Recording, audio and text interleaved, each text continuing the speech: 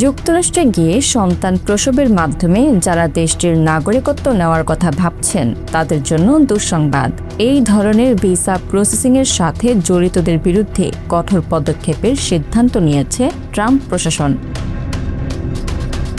এই অভিযানের নাম দেওয়া হয়েছে বার্থ ট্যুরিজম ইনিশিয়েটিভ। এর মূল লক্ষ্য যুক্তরাষ্ট্রে সন্তান জন্ম দিয়ে স্বয়ংক্রিয় নাগরিকত্ব পাওয়ার জন্য যেসব চক্র সহায়তা করছে তাদের চিহ্নিত ও নির্মূল করা। এই অভিযান পরিচালনা করছে দেশটির ইমিগ্রেশন অ্যান্ড কাস্টমস এনফোর্সমেন্ট এবং হোমল্যান্ড সিকিউরিটি ইনভেস্টিগেশনস ইউনিট। তাদের দাবি, কিছু সংগঠিত চক্র বিদেশি নারীদের ভিসা জালিয়াতির মাধ্যমে যুক্তরাষ্ট্রে এনে সন্তান জন্মের সুযোগ তৈরি করছে, যাতে নবজাতকরা মার্কিন নাগরিকত্ব পায়। যুক্তরাষ্ট্রের জন্মসূত্রে নাগরিকত্বের নিয়ম দীর্ঘদিন ধরে প্রচলিত, কিন্তু এই নীতি এখন রাজনৈতিক বিতর্কের কেন্দ্রবিন্দু।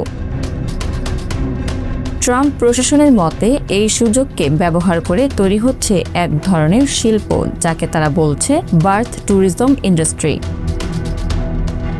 হোয়াইট হাউসের বক্তব্য অনুযায়ী এটি করদাতাদের ওপর বাড়তি চাপ তৈরি করছে এবং জাতীয় নিরাপত্তার ঝুঁকি বাড়াচ্ছে। তবে বাস্তবে জন্ম পর্যটন সরাসরি বেআইনি নয়।